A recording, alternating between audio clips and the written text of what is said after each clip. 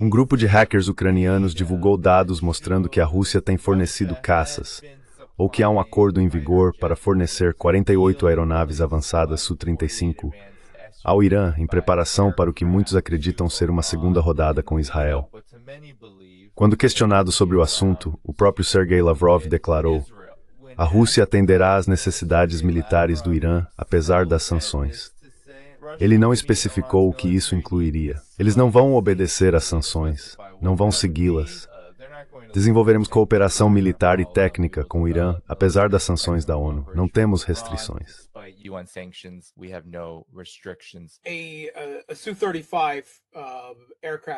A venda de aeronaves Su-35 para o Irã já está em andamento há bastante tempo.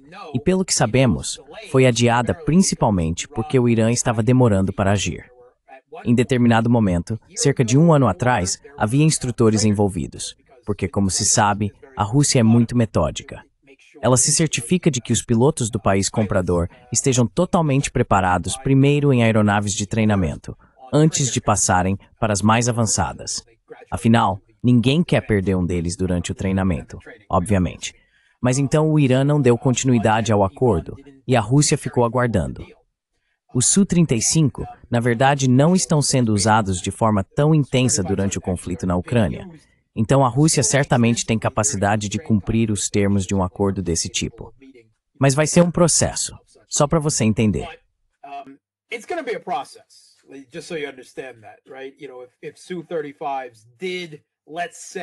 Sabe, se os Su-35 realmente, digamos, chegassem a Teherã na próxima semana, o que não é provável, bem, os pilotos iranianos não conseguiriam simplesmente decolar com eles para enfrentar Israel ou os Estados Unidos, assim como os pilotos ucranianos, há um ano, não puderam simplesmente entrar em F-16 e ir para a linha de frente na Ucrânia. O Su-35 também é uma aeronave muito mais avançada, mas ouvimos autoridades iranianas nas últimas 2 semanas falarem que os S-400 também estariam a caminho, e os MiG-29, certo? Uma aeronave mais antiga, mais capaz, aproximadamente comparável ao F-16 russo, já em posse do Irã, segundo avistamentos, ou a caminho. E tenho certeza de que há outros suprimentos também.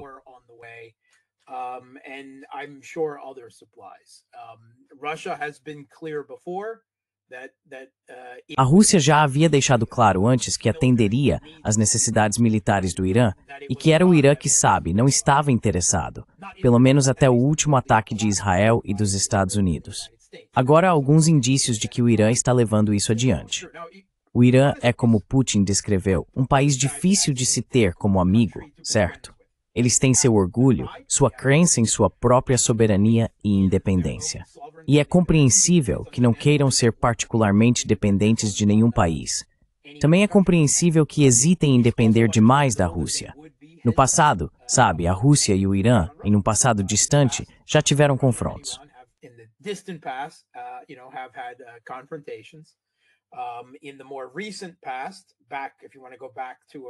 No passado mais recente, se voltarmos por volta de 2010, quando Dmitry Medvedev era presidente, Rússia e China concordaram em impor sanções contra o Irã.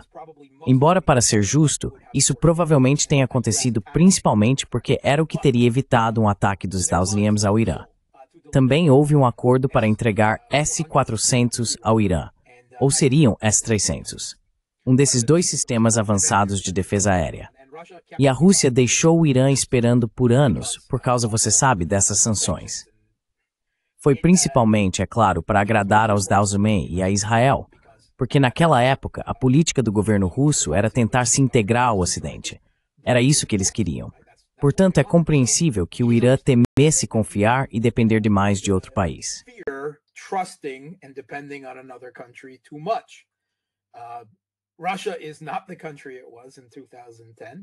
A Rússia não é o mesmo país que era em 2010. E eu realmente concordo com o que seu último convidado disse sobre estar preso em um conflito permanente com o Ocidente. Se o Kremlin ainda não entendeu isso, então deveria. É melhor se atualizar.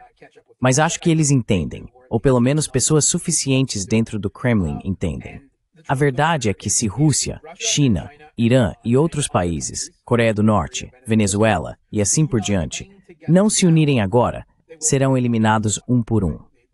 Os Estados Unidos veem uma janela geopolítica de oportunidades se fechando para estender e manter sua hegemonia antes que a transferência global de riqueza por meio do comércio resulte numa China, uma Rússia e outros países fortes demais para que possam intervir em seus quintais.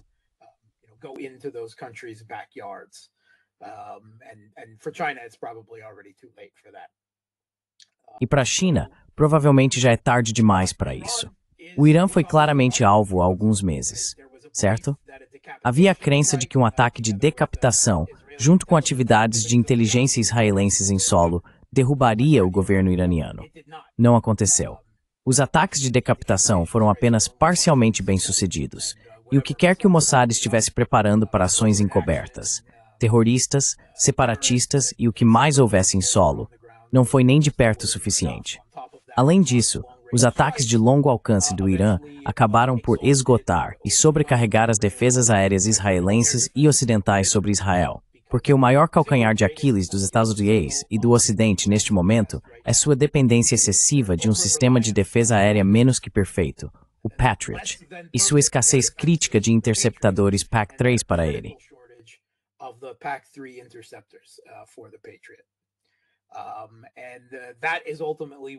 E é por isso, em última análise, que eles tiveram que cancelar a última guerra contra o Irã. Sabe, o Trump chegou, lançou algumas bombas, declarou vitória e depois declarou um cessar-fogo, porque eles não tinham interceptores de defesa aérea suficientes e as defesas aéreas já estavam sendo sobrecarregadas. É por isso que será difícil para eles começarem outra guerra, porque não consigo imaginar que em apenas alguns meses tenham conseguido reforçar o suficiente. Sabemos a taxa de produção deles de interceptores PAC-3. São 600 por ano, fabricados pela Raytheon, certo? Certo. Então, se eles vão iniciar uma nova guerra contra o Irã, devem ter algum plano novo e astuto para encerrá-la rapidamente. Outro ataque de decapitação, algum tipo de revolução colorida em terra, ou talvez estejam confiantes de que podem localizar e destruir todos os lançadores de mísseis do Irã.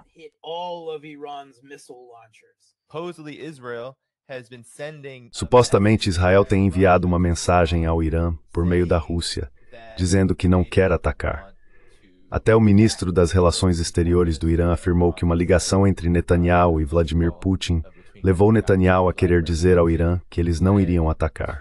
Arati, o ministro das Relações Exteriores, disse que eles são perfeitamente capazes de enganar. E veja o cessar-fogo agora. Com menos de 24 horas, Israel já está matando palestinos.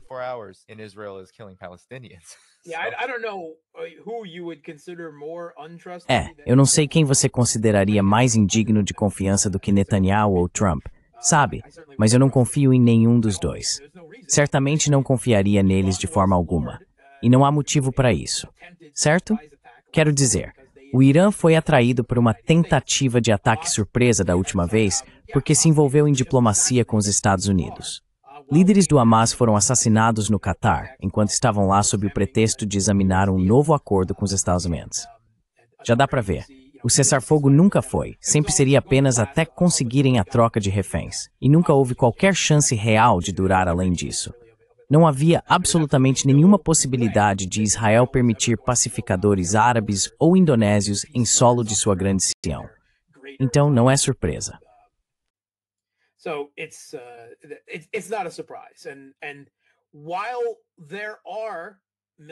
E embora existam considerações militares, como eu disse, seria muito difícil, se não inviável, para os Estados Unidos e Israel se envolverem agora em outro conflito com o Irã.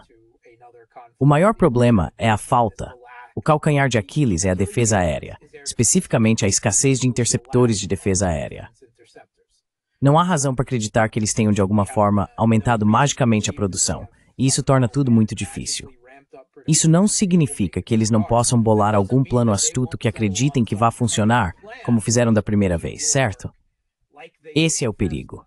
A falta de realismo militar em relação às suas capacidades nesse aspecto. Mas poderíamos dizer o mesmo sobre muitas outras coisas antes.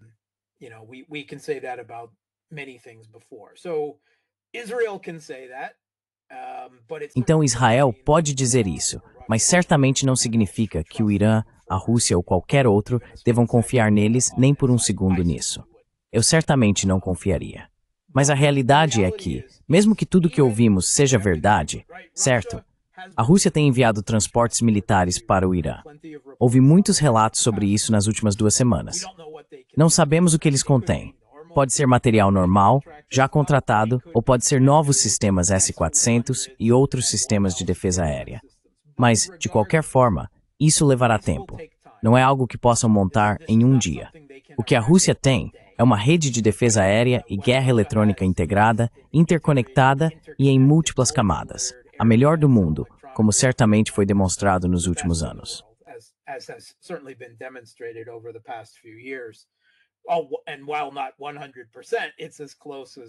E embora não seja 100%, é o mais próximo que já existiu na história. É o melhor do mundo. E o que aconteceu em Israel mostra claramente que o Domo de Ferro, a Funda de Davi e todo o resto não eram tudo o que diziam ser.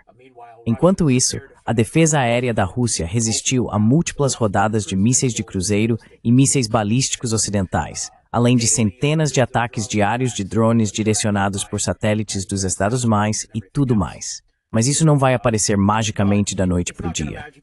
Levará tempo para construí-la, integrá-la e treinar o pessoal para usar adequadamente esses sistemas avançados.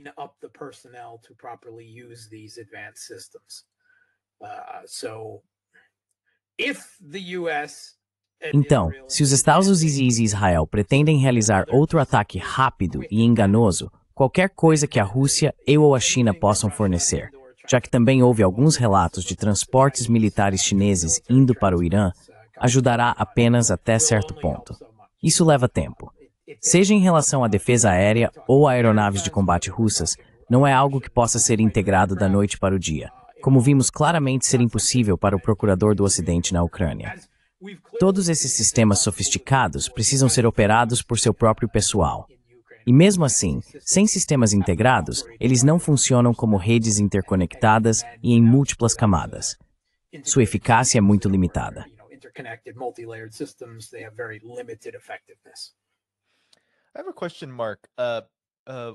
Eu tenho uma pergunta, Mark. Quando se trata dessa questão, especialmente dos modelos mais antigos, os MiGs, e até das defesas aéreas que a Rússia está fornecendo ao Irã, ouvi relatos vindos do Irã dizendo que há engenheiros russos e apoio logístico envolvidos. Isso é verdade? E isso pelo menos ajuda a acelerar o processo para que esse tipo de armamento esteja mais pronto ou pronto para uso em combate? Ou ainda leva algum tempo? Sabe, acho que Israel provavelmente está um pouco preocupado por talvez não ter um ataque surpresa na manga desta vez. Mas ainda assim, como você disse, e como todos que vieram a este programa disseram, e eu também realmente acredito nisso, algo vai acontecer eventualmente, porque Netanyahu não desistiu, ou Israel não desistiu, desse objetivo de mudança de regime. Então, quais são seus pensamentos sobre isso?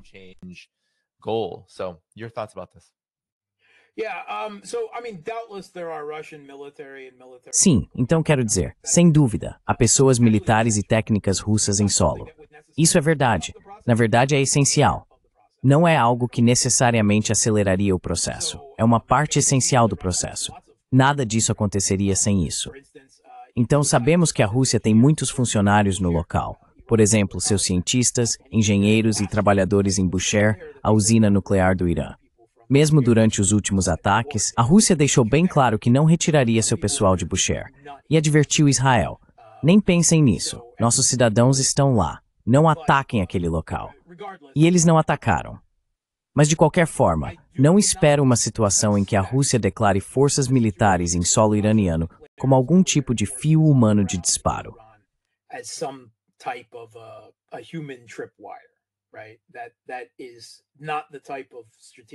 Certo. Esse não é o tipo de acordo de parceria estratégica que a Rússia e o Irã têm, pelo que sabemos. Ele não possui uma cláusula de defesa mútua como o que existe com a Coreia do Norte. Embora, novamente, nos digam que a Rússia ofereceu isso ao Irã e eles recusaram. O mesmo aconteceu com os chineses.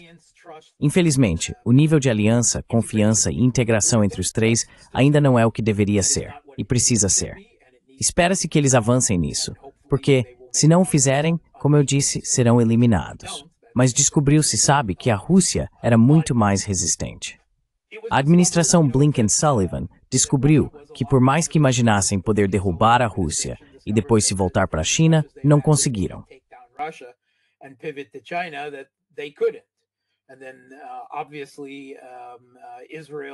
E então, obviamente, Israel e o governo Trump acreditavam que poderiam derrubar o Irã rapidamente, certo? Mudar o foco para o Irã, depois fazer a Europa conter a Rússia e, em seguida, mudar o foco para a China. E, obviamente, isso também não deu certo. Agora parece que o governo Trump está procurando por algo mais fácil, uma vitória na Venezuela. Mas se fizessem isso, a Venezuela obviamente teria um exército muito menor e menos capaz que o do Irã. Excepto que a Rússia. Eles têm alguns sistemas russos recentes, alguns trap Nisen antigo, acredito, e algumas deles infamante. Systems, I believe, and some older air defense. But I mean, no one has any doubt in their minds that if the US moved. Mas quero dizer, ninguém tem dúvida de que se os Estados Unidos interviessem com força na Venezuela, poderiam, com ataques de decapitação, eliminar o governo venezuelano. E, com a ajuda de oligarcas da oposição e outros semelhantes, que formariam seus próprios exércitos de direita e assim por diante, poderiam remover o governo. A questão então passa a ser: eles conseguiriam realmente ocupar o país e governá-lo? Essa já é outra história, e depende da situação. Da paixão do povo venezuelano que apoia Maduro e a continuidade da Revolução Bolivariana. Não estou em posição de julgar isso.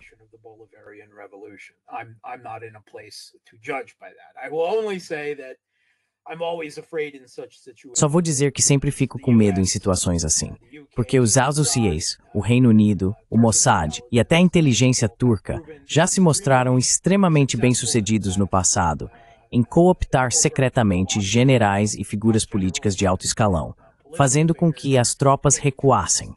Quero dizer, eles conseguiram o quê? Cerca de 90% do exército sírio, certo? De um contingente de 200 mil soldados, basicamente recuaram, depuseram as armas e voltaram para casa sob as ordens de seus generais e oficiais. Se conseguiram fazer isso na Síria, então, infelizmente, a possibilidade de fazerem o mesmo na Venezuela também existe.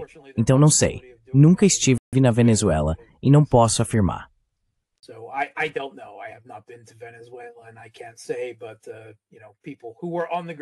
Mas sabe, as pessoas que estavam em campo na Síria também não viram aquilo chegando. Então, não sabemos. Não sabemos. Mas é certo que o governo Trump provavelmente está em busca de uma vitória fácil. Eles veem a Venezuela como uma fruta madura, pronta para ser colhida. O país tem as maiores reservas comprovadas de petróleo do mundo.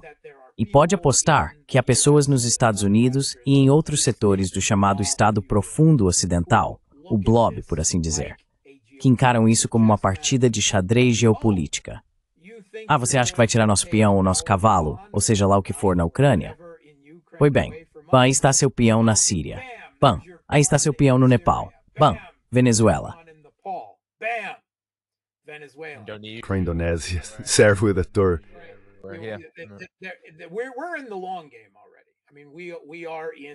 Já estamos jogando o jogo a longo prazo.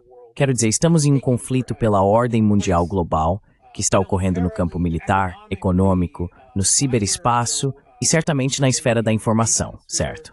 Não é apenas um conflito, é uma multiplicidade de conflitos, o que é apropriado para tentar impedir o nascimento de uma ordem mundial multipolar. Estamos nesse jogo. Estamos bem dentro desse jogo. E a Venezuela, o que está acontecendo lá, é apenas mais uma parte, mais uma batalha no que, em última análise, será um conflito que durará décadas. E teremos uma sorte abençoada se isso não terminar em um Armagedon nuclear.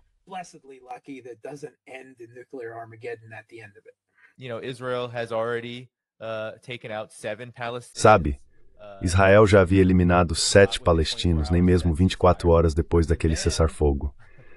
E então, Mark, tivemos as imagens impressionantes da visita muito breve de Trump ao Knesset, em Israel, assim como, é claro, aquela cúpula absolutamente patética que vimos no Egito.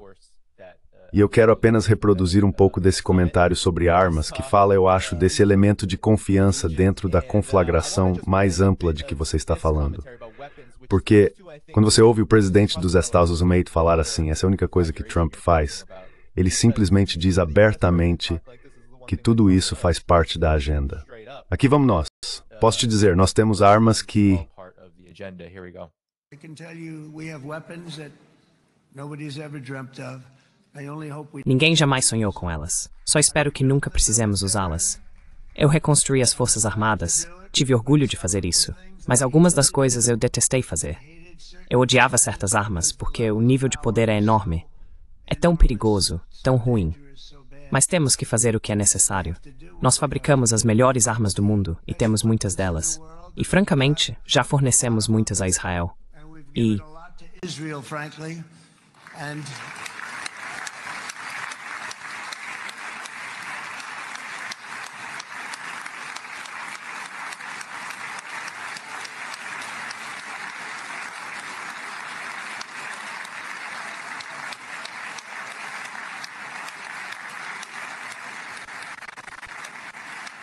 I mean, Bibi would call.